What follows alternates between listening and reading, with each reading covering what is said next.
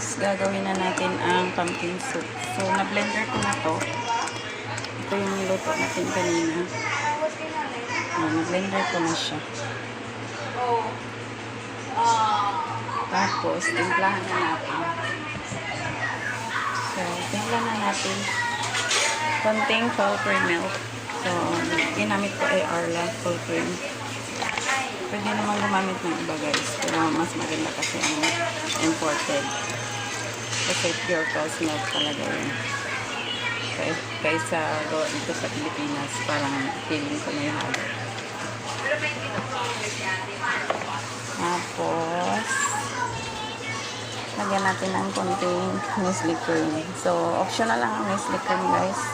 Yung may mga sakit sa puso, huwag nang gumamit nito. So, sorry sa Unilever. Very fatty kasi yan.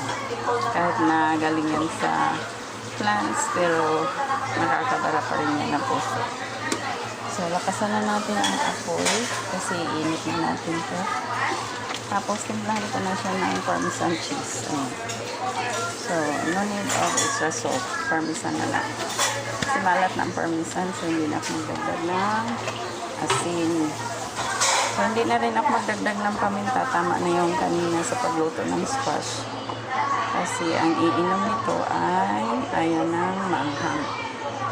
So, yung nutmeg optional kasi ayaw nila ng nutmeg. Pero meron tong cinnamon at saka 5 spice powder. Salt, pepper at saka chicken powder. So, alam natin ang chicken powder ay merong monosodium glutamate o bitsin.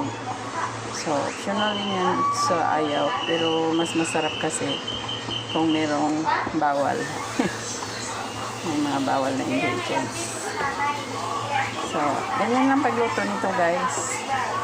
Sa pag-serve nito, pwede mo siyang lagyan ng cotton sa ibabaw o kaya Nestle cream, i-swirl mo.